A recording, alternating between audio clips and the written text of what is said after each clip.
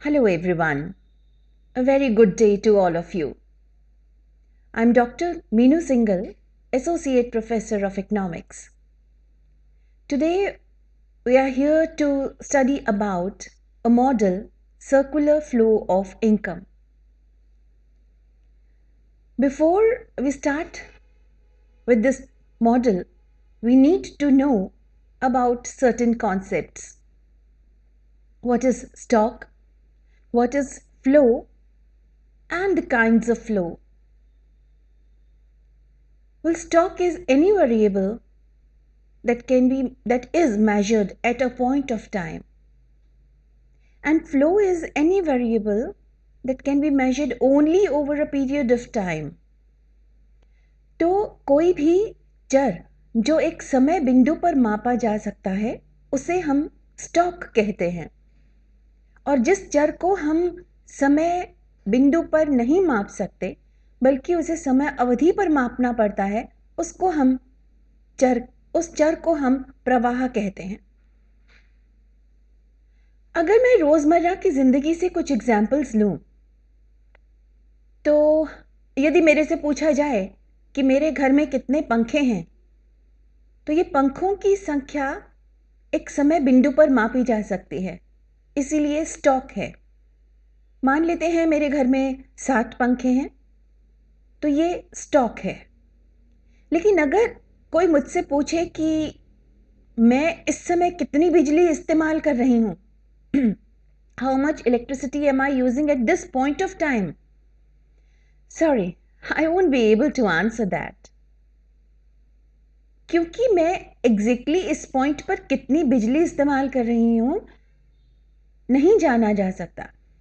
इसके लिए हमें एक समय अवधि चाहिए, चाहे वो एक हफ्ता हो, एक पूरा दिन हो, महीना हो। So there are certain variables which in fact cannot be measured at a point of time and have to be measured over a period of time, जिन्हें हमें समय अवधि पर ही मापना होता है।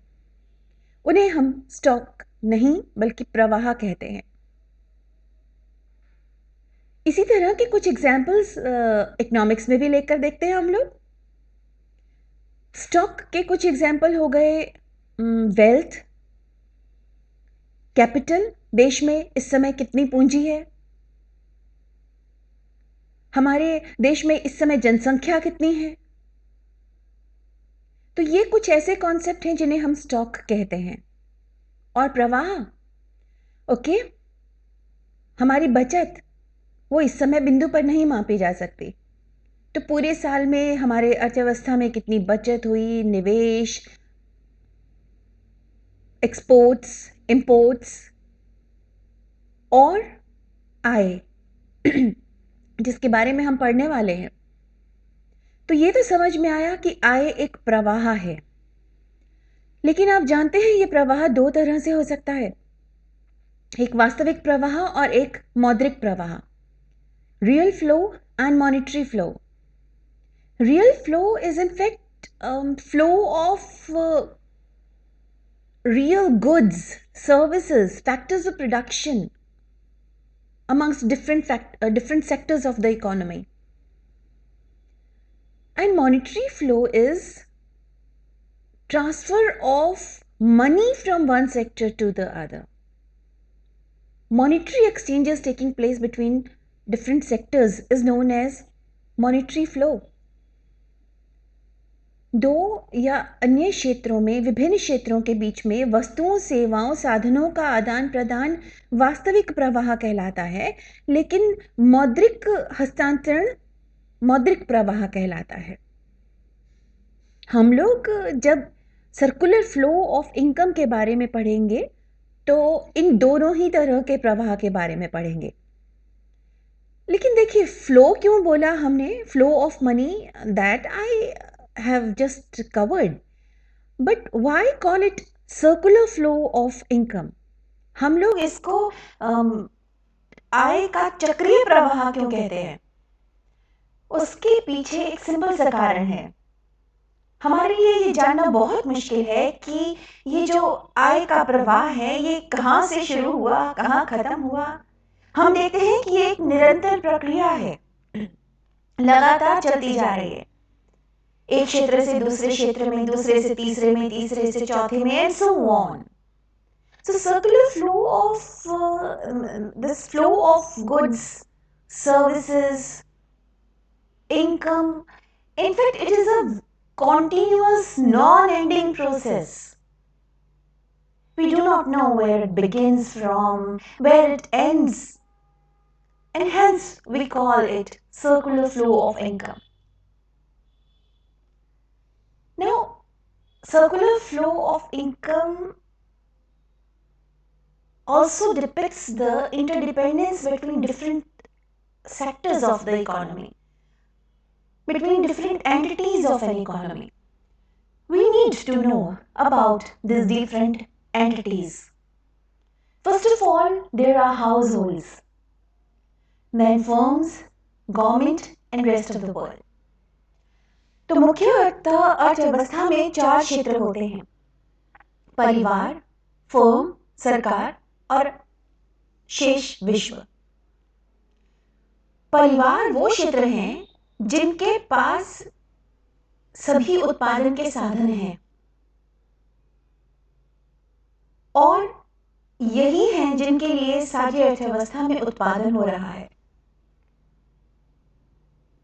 ये सभी वस्तुएं और सेवाएं उपभोग करते हैं। At least they are the main consumers of all the goods and services produced in the economy. In fact, the economy is working to satisfy the needs of households. Households are the sole owners of factors of production, as we will assume later on. Anyway, आप ये तो कह ही सकते हैं कि उत्पादन के सभी साधन जो है वो मुख्यतः हाउसहोल्ड्स के पास ही हैं, परिवारों के पास है। As far as firms are concerned, they are the ones which are the main consumers of factors of production supplied by households. परिवार जो उत्पादन के साधन उपलब्ध करवा रहे हैं उनके मुख्य इस्तेमाल करने वाली फर्म्स ही हैं और इन साधनों का इस्तेमाल करके वो वस्तुओं और सेवाओं का उत्पादन कर रही हैं। Firms produce goods and services with the help of these factors of production.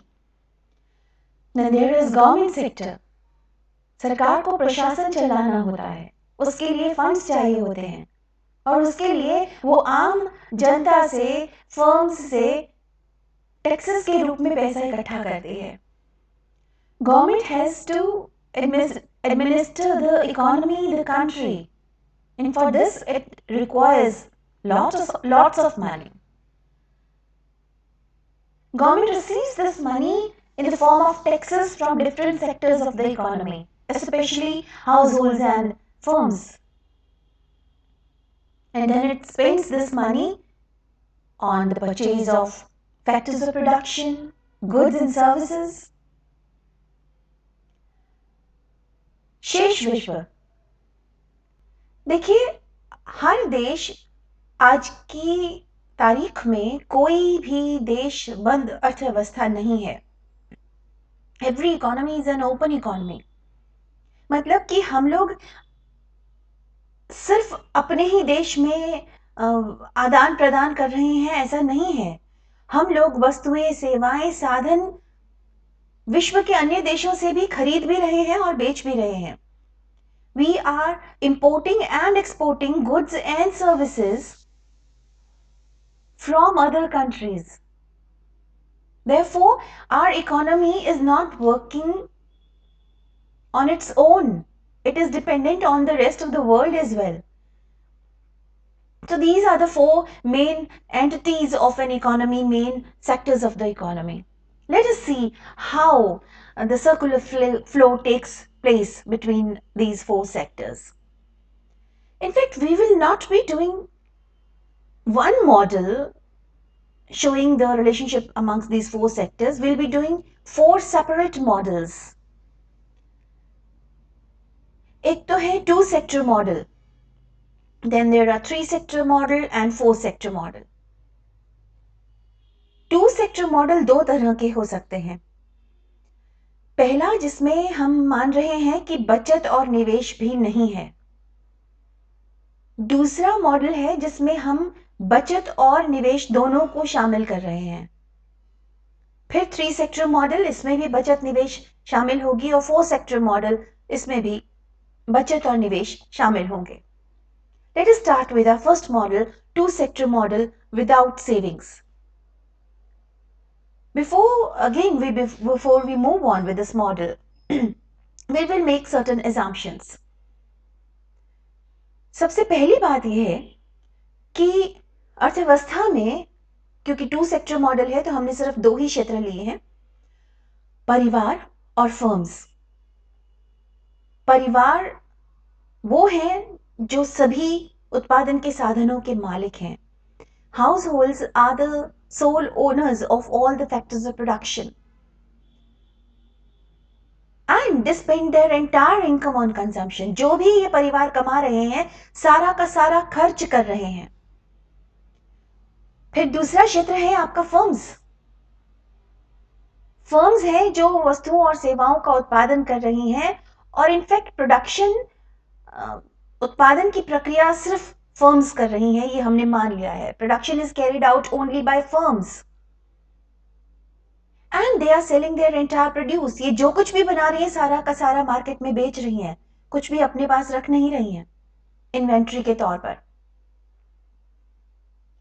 क्योंकि 2 सेक्टर का मॉडल लिया है, इसलिए हमने मान लिया है कि बंद अर्थव्यवस्था है, यानी कि शेष विश्व से किसी तरह का कोई आदान प्रदान नहीं है, और सरकारी क्षेत्र में भी कोई क्रिया नहीं हो रही। Because we have taken a 2 sector model, therefore we assume a closed economy, that there is no interaction with the rest of the world, and also that there are no government operations taking place. Now, given this scenario, given these assumptions, we start with our 2 sector model without savings.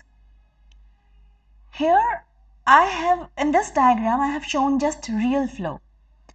हम लोग इस diagram में जो देख रहे हैं वो है वास्तविक प्रवाह, यानी जो वस्तुओं, सेवाओं और साधनों के रूप में है। आप देख सकते हैं कि इस डायग्राम में परिवार फर्म्स को साधन बेच रहे हैं, ये फैक्टर्स ऑफ प्रोडक्शन बेच रहे हैं। परिवार फर्म्स को फैक्टर्स ऑफ प्रोडक्शन बेच रहे हैं, और फर्म्स इन साधनों की मदद से वस्तुएं और सेवाएं बना रही हैं, और वो वस्तुएं और सेवाएं वो इन परिवारों को बेच रही हैं। तो इसमें सिर्फ और सिर्फ वस्तुओं और साधनों का आदान प्रदान हो रहा है, मुद्रा बीच में नहीं है। Therefore, this is known as real flow. Now we'll come to monetary flow. जब परिवार ये वस्तुएं और सेवाएं खरीदते हैं तो इनका भुगतान वो मुद्रा में करते हैं, इसीलिए हम इसको बोलते हैं मॉनेटरी फ्लो, क्योंकि ये जो इन्होंने वस्तुएं और सेवाएं खरीदी फर्म्स से, परिवारों ने, उसकी पेमेंट कर रहे हैं वो मुद्रा में। उसी तरीके से फर्म्स ने जो परिवारों से साधन खरीदे थे वो उसका भुगतान कर रहे हैं, factor payment to households in the form of wages, rent, interest and profit. मजदूरी, ब्याज, लगान, लाभ के रूप में फर्म्स परिवारों को मौद्रिक आय दे रही हैं। Let us see one more diagram where we have shown both these real and monetary flows. एक ऐसा डायग्राम जिसमें रियल और मॉनेटरी फ्लो दोनों हैं। आप देख सकते हैं, कुछ नहीं है बच्चे, पहले जिस तरीके से हमारा एक रियल फ्लो था, फिर monetary flow, and then we have overlapped both of them.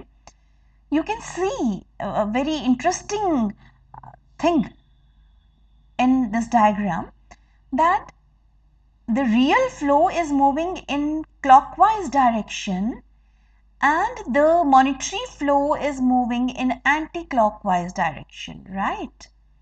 यानी ये जो दोनों प्रवाह हैं ये एक दूसरे की विपरीत दिशा में जा रहे हैं। वास्तविक प्रवाह यदि क्लॉकवाइज डायरेक्शन में मूव कर रहा है तो मौद्रिक प्रवाह एंटी क्लॉकवाइज डायरेक्शन में मूव कर रहा है। So this is all as far as two-sector model is concerned without saving. Now let us take a two-sector model with savings. From now on, I will be showing only monetary flow. क्योंकि जैसे जैसे हम और sectors जोड़ेंगे, आप देखेंगे कि हमारा मॉडल थोड़ा कॉम्प्लेक्स होता जाएगा. इसमें जो रिसीट और एक्सपेंडिचर वाली लाइंस हैं वो बढ़ती चली जाएंगी. तो रियल और मॉनेटरी फ्लो दोनों को दिखाना मुश्किल होता जाएगा. Therefore, from now on, we will be showing only monetary flow taking place amongst different sectors. तो दो सेक्टर का ही मॉडल है, लेकिन इसमें हमने ये जोड़ लिया है कि अर्थव्यवस्था में बचत भी हो रही है.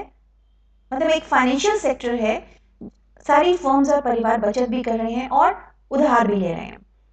तो देखते हैं, परिवार जो वस्तुएं और सेवाएं खरीद रहे हैं उनकी पेमेंट कर रहे हैं फर्म्स को, और फर्म्स जो साधन खरीद रही हैं उनकी पेमेंट कर रही हैं परिवारों को. Right, this is the monetary flow we have just seen in the previous model. लेकिन आप जानते हैं रियलिटी में कोई भी व्यक्ति या संस्था ऐसा नहीं करती कि बिल्कुल भी बचत ना करे. Every firm and every entity has to save, whether that be household or firms. So in this model we have dropped some assumptions from the previous model. आपने देखा था पिछली में मॉडल में आपकी तीसरी मान्यता थी कि अर्थव्यवस्था में साधन जो परिवार है वो अपनी सारी आय खर्च कर देते हैं. अब मैं इस assumption को ड्रॉप करने वाली हूँ. हम लोग सारी आय खर्च नहीं कर रहे, थोड़ी सी बचा भी रहे हैं. फिर आपने ये बोला कि फर्म्स भी अपना सारा उत्पादन बेच देती हैं. नहीं, अगर हाउस होल्ड सारा सामान खरीद नहीं रहे तो नेचुरली फर्म्स भी सारा सामान बेच नहीं रही. तो हम अब ये वाली assumption भी ड्रॉप कर देंगे. Now coming back to the current slide, आप देख सकते हैं कि हमारे जो परिवार हैं और फर्म्स हैं वो आपस में मौद्रिक आदान प्रदान कर रही हैं. लेकिन इसके अलावा हम परिवार भी कुछ बचत कर रहे हैं बैंक्स में या नॉन बैंकिंग सेक्टर में, मे बी बॉन्ड्स शेयर्स खरीद रहे हैं या कहीं और. उसी तरह फर्म्स भी कुछ बचत कर रही हैं. So both these sectors are saving a part of their income. एक बात नोटिस करिए, जब ये परिवार बचत करेंगे इसका मतलब ये है कि उतना आय का वो हिस्सा उपभोग पे खर्च नहीं कर रहे.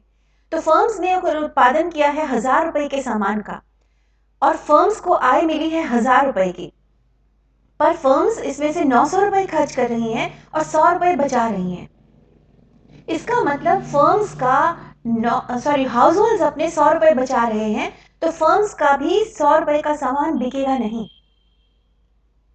They will be left with unwanted inventory worth ₹100. इनके पास 100 रुपए का बगैर बिका सामान यानी कि स्टॉक इकट्ठा हो जाएगा, जो कि ये नहीं चाहते थे. राइट, लेकिन अगर हम ये अज्यूम करें कि अर्थव्यवस्था में सिर्फ बचत ही नहीं हो रही, ये परिवार एक अपना उपभोग कर रहे हैं, उधार ले रहे हैं. कुछ परिवार हैं जो उधार ले रहे हैं. किस लिए? कंजम्पशन के लिए, कार खरीदनी है, वॉशिंग मशीन खरीदनी है, मकान बनाना है. दूसरा है कि फर्म्स भी बोरो कर रही हैं. Firms are borrowing so as to expand, so as to modernise, आधुनिकीकरण करने के लिए, अपग्रेड करने के लिए, नए कारखाने खोलने के लिए.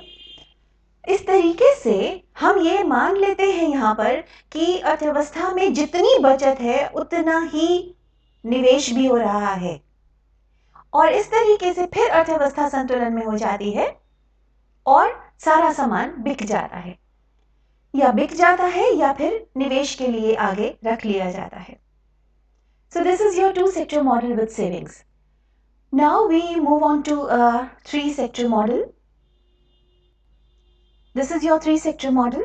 और आप इसमें देख सकते हैं कि मैंने मॉनेटरी फ्लो फर्म्स और हाउस होल्ड्स के बीच में जो मॉनेटरी फ्लो है उसको बिल्कुल नीचे दिखा दिया है. फर्म्स परिवारों से साधन खरीद रही हैं और उनको साधन भुगतान कर रही हैं, और फर्म्स से सामान खरीद रही हैं ये परिवार, और उसका भुगतान कर रही हैं वो फर्म्स को, राइट। इसके अलावा दोनों ही फर्म्स भी और परिवार भी बचत कर रहे हैं और उधार भी ले रहे हैं फाइनेंशियल सेक्टर से। अब हमने तीसरा सेक्टर इनकॉर्पोरेट किया है, सरकारी क्षेत्र। यानी हमने एक और एजम्पशन जो ली थी कि सरकारी क्रियाएं नहीं हैं, सरकार किसी तरह की कोई भूमिका नहीं अपना रही, हमने अब वो एजम्पशन छोड़ दी है। तो सरकार आ गई है, सरकार को खर्चे पूरे करने हैं। खर्चे कैसे? सरकार देश के विकास के लिए, गैर विकास के लिए बहुत सारे खर्च कर रही है, और उसके लिए सरकार को वस्तुएं सेवाएं भी खरीदनी पड़ती हैं फर्म्स से, उनका भुगतान करती है वो फर्म्स को। इसके अलावा सरकार फर्म्स की, परिवारों की कई तरीके से मौद्रिक मदद करती है, फर्म्स को सब्सिडी देती है उत्पादन के लिए, ताकि वो सस्ता सामान बेच पाए देश के परिवारों को, और देश के उत्पादन की प्रक्रिया में ही आगे सुधार लाने के लिए। और कई तरह की ट्रांसफर पेमेंट्स करती है परिवारों को, जैसे कि स्कॉलरशिप, बेरोजगारी भत्ता, old age pension and so on. तो ये सब खर्च करने के लिए सरकार के पास पैसा कहां से आता है? सरकार टैक्सेस लागू करती है फर्म्स के ऊपर और परिवारों के ऊपर। ऐसे में सरकार के पास आय आई टैक्सेस से, और सरकार ने खर्च कर दिया, वो भी देखा आपने कहां कहां। अगर सरकार के खर्चे ज्यादा है और आय कम है, तो फिर सरकार क्या करेगी? नेचुरली गवर्नमेंट को बोरो करना पड़ेगा फाइनेंशियल सेक्टर से। और अगर सरकार की आय ज्यादा है और खर्चे कम है, तो सरकार के पास जो बजट बनेगा वो बचत का बजट होगा। Then government will be making a surplus budget, और वो अपना सरप्लस यानी कि सेविंग्स रख देगी फिर से फाइनेंशियल सेक्टर में। अब हम आते हैं 4 सेक्टर मॉडल पर।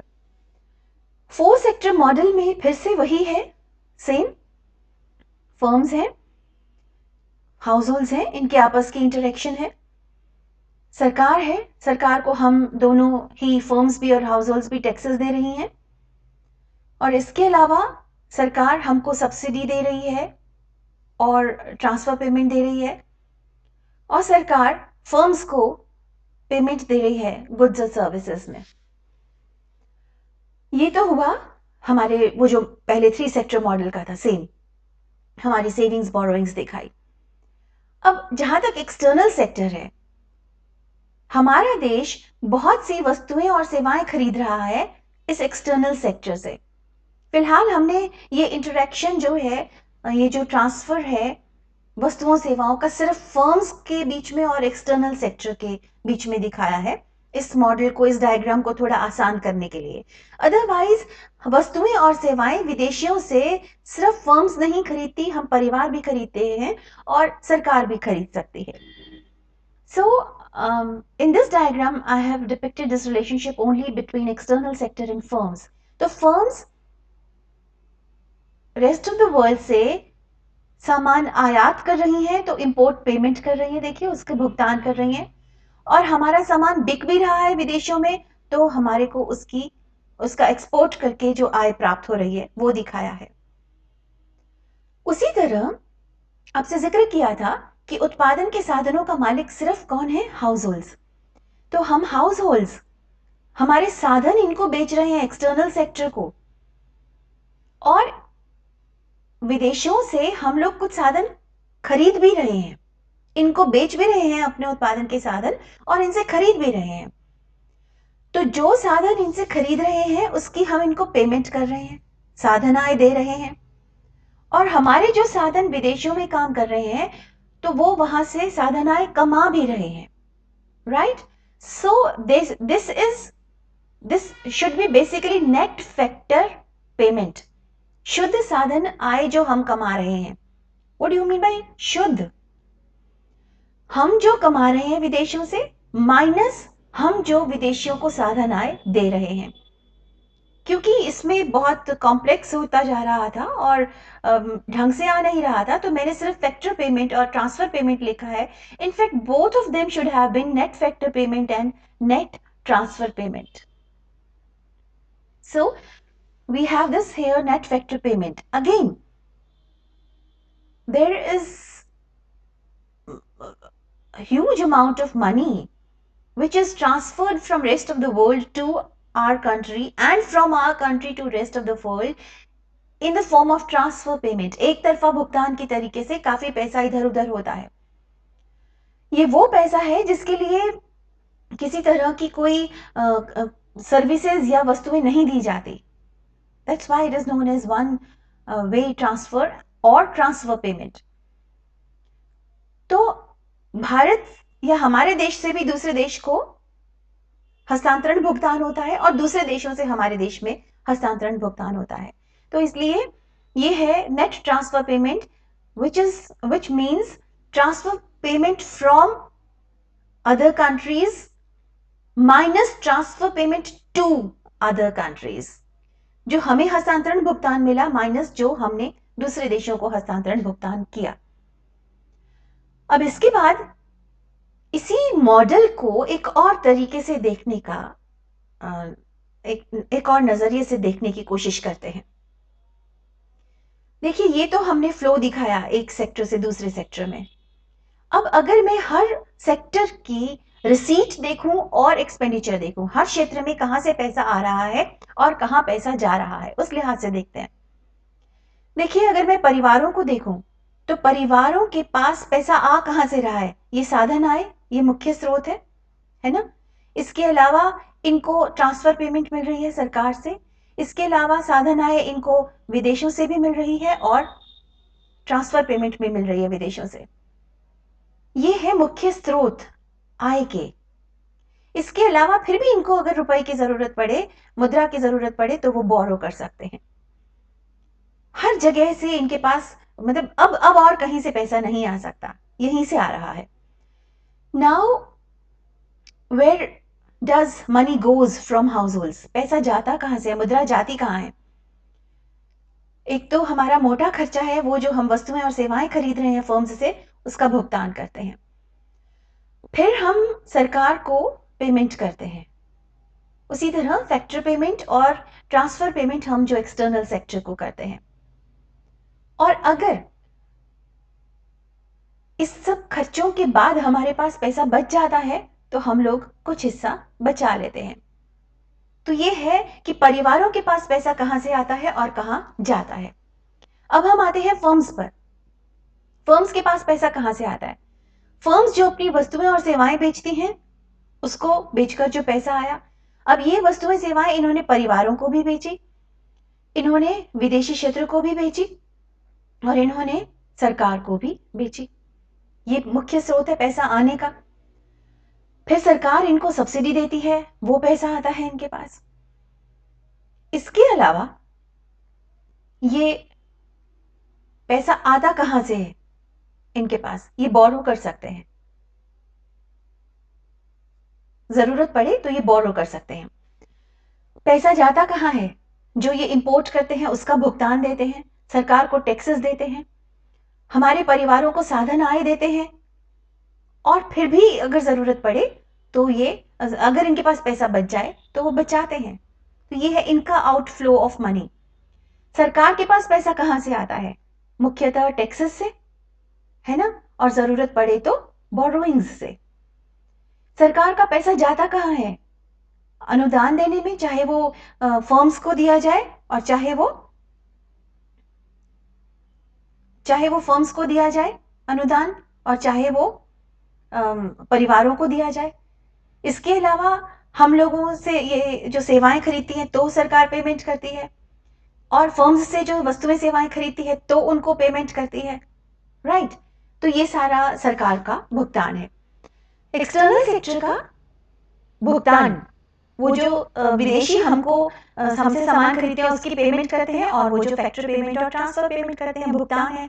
और आय भी जो वो लोग फैक्टर पेमेंट और ट्रांसफर पेमेंट आ रही है उनके पास वो, और साथ में जो अपना सामान बेचकर हमारे देश को जो सामान बेचकर जो उनको कमाई होती है वो।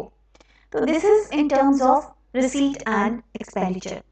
अब एक मिनट, ये जो अर्थव्यवस्था में विभिन्न क्षेत्र हैं, इनके बीच में जो ये चक्रीय प्रवाह है, क्या ये ऐसे ही चलता रहता है? मतलब अगर 100 करोड़ का चक्रीय प्रवाह चल रहा है तो क्या 100 करोड़ का ही चलता रहेगा, या ये अमाउंट बढ़ जाएगा, कम हो जाएगा? उसको जानने के लिए ये जानना जरूरी है कि अर्थव्यवस्था में रिसाव क्या होते हैं और समावेश क्या होते हैं। What are leakages and what are injections? Well, leakage is any outflow of money, flow of money outside from the system from the economy. हमारी अर्थव्यवस्था से जो रुपया बाहर निकल जाता है। And injection is the inflow of money inside the system, inside the economy.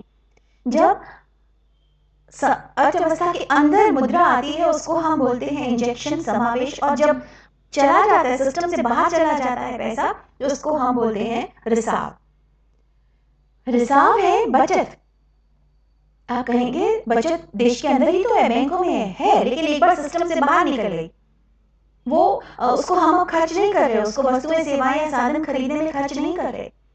उसी तरीके से टैक्सेस सरकार को चले गए, हो सकता है सरकार खर्च करे, लेकिन एक बार सिस्टम से बाहर हो गए। इंपोर्ट्स, यस, ये से कि हम खर्च तो कर रहे हैं। आयात का तो मतलब ही है कि हम अपने पैसे से वस्तुएं, सेवाएं खरीद रहे हैं, राइट, लेकिन ये हम खरीद रहे हैं दूसरे देशों से। हमारे खरीदने से हमारे देश के लोगों की आय नहीं बढ़ी, विदेशियों की आय बढ़ रही है। तो हमारे देश के, हमारे सिस्टम से, हमारी अर्थव्यवस्था से ये रुपया बाहर गया। मुख्य समावेश है, पैसा आ रहा है कहां से? इन्वेस्टमेंट से। निवेश करे कोई भी तो उससे पैसा आ रहा है। फिर सरकार जब अपने खर्चे बढ़ा देती है, देश में विकास या गैर विकास के लिए जैसे मर्जी खर्च करे, और एक्सपोर्ट्स करने से हम अपना सामान दूसरे देशों को बेच रहे हैं और दूसरे देशों की मुद्रा हमारे देश में आ रही है। हमारे देश में, हमारी अर्थव्यवस्था में मुद्रा का प्रवाह बढ़ रहा है।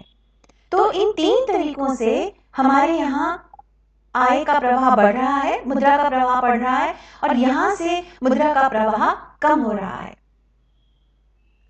तो जब तक लीकेजेस और इंजेक्शंस बराबर हैं, तब तक अर्थव्यवस्था में वही स्तर बना रहेगा। अगर 100 करोड़ का तो 100 करोड़ का ही बना रहेगा।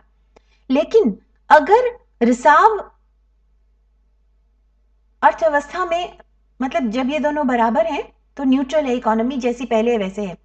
लेकिन अगर रिसाव कम है और समावेश ज्यादा है तो इससे अर्थव्यवस्था को फायदा होगा।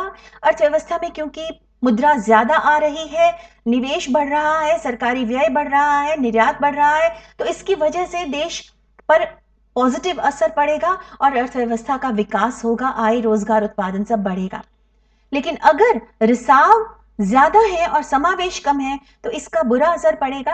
अर्थव्यवस्था से रुपया जा तो ज्यादा रहा है, आ कम रहा है, तो अर्थव्यवस्था में आय, रोजगार, उत्पादन सब कम होंगे। Economy will contract. This is not good for the health of the economy.